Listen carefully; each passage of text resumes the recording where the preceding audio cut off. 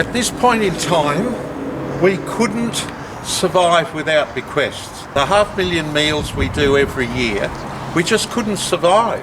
We just couldn't provide them without kind individuals like this leaving properties to us so we can sell them and use the money.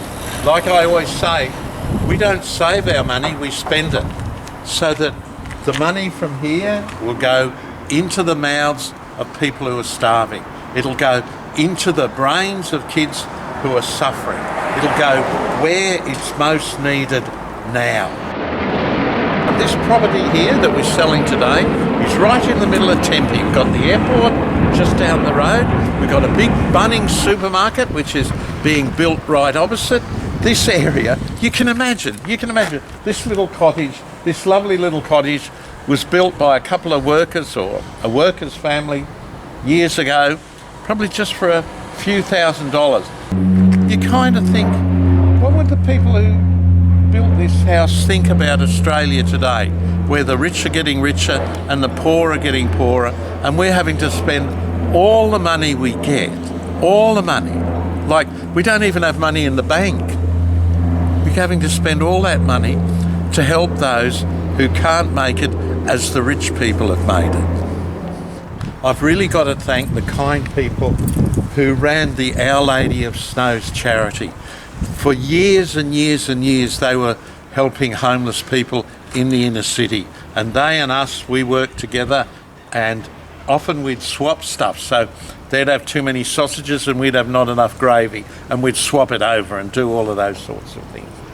But they passed on and their buildings have gone to us, and what we're doing is we're honouring their legacy by making sure all of the money that goes from this property goes right to those who need it most.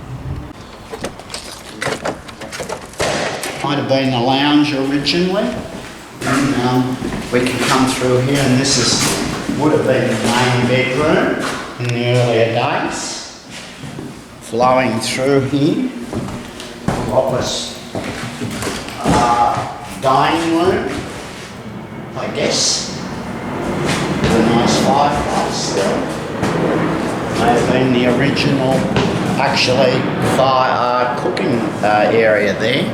This is the second bedroom. Then coming through here, which would have been, I guess, the old kitchen, or the kitchen post 23 in here, which is now gone. The bathroom here.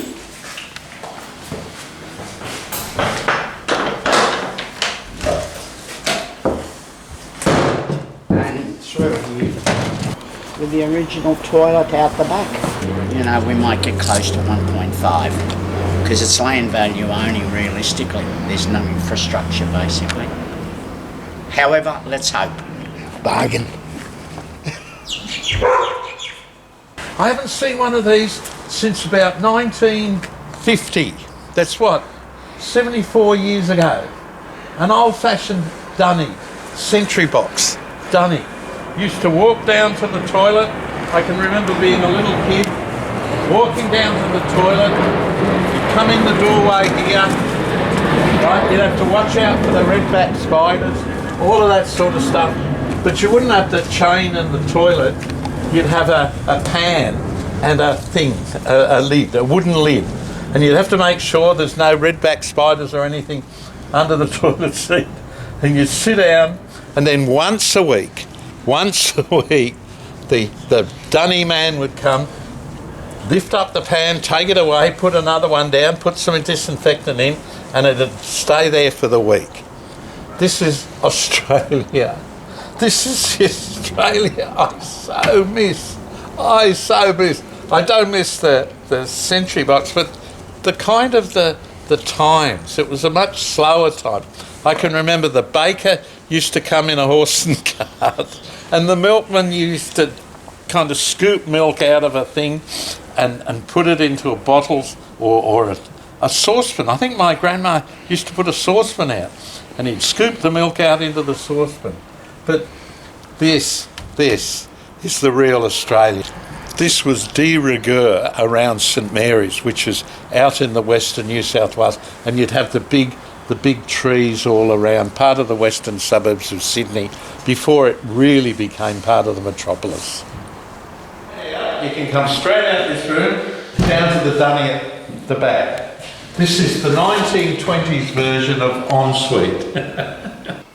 This would have been where the old stove was, the old kitchen stove, which is an old wood burning stove. And you can imagine in those, you used to do really good cooking in those sorts of stoves. The old wood fire burning there, you'd have the big wooden radio in the corner there, everybody would be sitting around listening to the radio serials. You know, there's two things that we've found define a home. One is the kitchen table, which would be down the back there. The other one is the lounge. Everybody would be sitting on the lounge. Today they'd be sitting on the lounge watching a video, but in those days we were all sitting on the lounge listening to the radio. They were the two things, or they are the two things that define a home. The kitchen table and the lounge room. And the lounge, in the lounge room. Two places where all the family would come together. And in most places today, in many ways that doesn't happen anymore. It's kind of sad, isn't it? Because what we're seeing here is a whole generation just vanishing. People who made do, people who saved rubber bands, people who collected glass jars, collected butter containers and used them, people who were resourceful. A different generation to the people today. And in many ways, a more stoic generation. And you kind of wonder, where's that generation gone? And what of the values of that generation do we need to pass on to today? Because we're living in a world today of loneliness and despair, and for many people, a world of plenty. But they've got plenty, but they've got nothing. In here, you'd have the families sitting around talking, you'd have the kids playing in the street, all of those things that just don't go on today. And you kind of think, is the world any better off? Is the world any better off with this place being demolished and a nice duplex being built? People having nice rooms and nice stuff and all of that, but living lives of modern loneliness makes you question it, doesn't it? For decades, the people at Our Ladies of Snows used this as a drop-in centre and a place for homeless men. So there'd be God knows how many homeless men had been through this place just to have somewhere, probably a thing on the floor, you know, a blanket and that on the floor, just to put people down. You kind of wonder where they are now, don't you? Kind of wonder. And that really makes me recommit myself to making sure that the money that comes from this goes to them, because, you know, nobody looks after them, do they, today? Everybody looks after themselves, but nobody looks after those who fall by the wayside. And it kind of brings up the question, doesn't it? Where are homeless people going to live? Where are the lower income people going to live in a Sydney that's just exploding?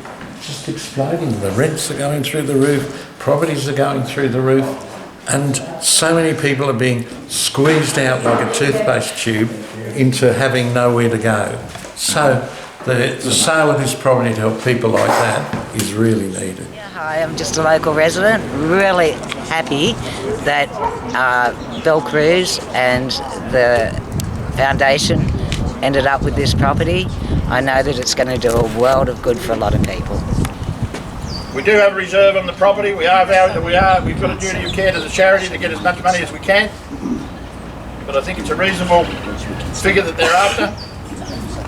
Didn't give me away, boys. 1 million, it's an offer. Go. We've got a million over here, Tony. Got a million, number 11. A million? Million. 1 million, number 11. I'll take a 50 or 100. You tell me at 1 million a bid. At 1 million I've got it. $1 million I'm offered. At 1 million a bid. $1 million bid and offer now. Bid of number 11. Need some competition. First, $1 million. 50 or 100? How much? 50. 50. And what was your number, sir? Number one. We've got all the ones. $1,050,000. Do we go 1-1, sir? 1,050,000 I've got. First, 1,050,000. Second, 1,050,000. 1,175,000 is the money. 1,175,000. 1,175,000 is the offer. 1,175,000. First call at 1,300,000. Second call at 1,300,000. Third, final call at $1,300,000. Well, ladies and gentlemen, we'll pass the property in at that figure. By all means, come and speak with Tony. Happy to negotiate. Those people that did bid, if you can pass your paddles in while you chat to him and see what the figure you might be able to buy it for. All the very best for this sunny weekend. Sorry. All of a sudden, Bill, 2 or 3 have entered negotiations. Yes. One's gone off to his partner to just discuss. They'll probably come back matching our vendor's bid at 1.3, but I want to try and work it out over the weekend to see who I can bump up. Because there's one lady who said, oh, would they take 1.2? I said, I've got 1.3 confirmed by that man there. She says, okay, well, keep me posted over the weekend. Okay. So hopefully, over the weekend I'll be on the phones to everybody and see where we finish up. Good on you. Thanks, Tony. Thanks. So there is more some, the better. There's some green shoots at the end of the road, you know. Okay. They used to have what's that, homeless people. Yeah. You know all about it? Yeah. I live down the street. Oh, right. Did you ever meet any of the guys? I did. The last tenant moved out in about 2012. Yeah. And then it just sat unlocked for all that time. So. Yes. Well, it all went through the courts and everything. Yeah. It took such a long time. Yeah. But I knew that because I'd spoken to the solicitors and I knew it had to go to a like-minded charity. And fingers crossed for you guys. Thank you. Thank you. So, all these hopes, we have all these hopes, and then it gets monstered by reality. Maybe we'll end up with a bit more than $1 million, I'd love to make $1.5 million, but maybe.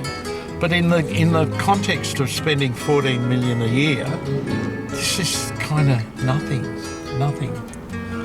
And that's the hard part now. The hard part is to set up the foundation on a solid footing so it can go on and on. And at this moment, I'm despairing a bit. I'll bloody get there. I'll get there, and in a year's time, I'll say, I told you so. But by gee, it's hard. And you begin to wonder who your real friends are, because everyone comes along and says, oh, it's wonderful, Bill, the work you're doing is wonderful. And I say, well, let's translate that into a bit of money. And they kind of say, well, all we can give you is a few $1,000s, Bill. And I say, but you're worth more than that. And the work we do with the people, worth more than that. Poor buggers, poor buggers. We got kids who haven't got a chance. Without us doing things, they haven't got a bloody chance in the world. And we can give them that chance.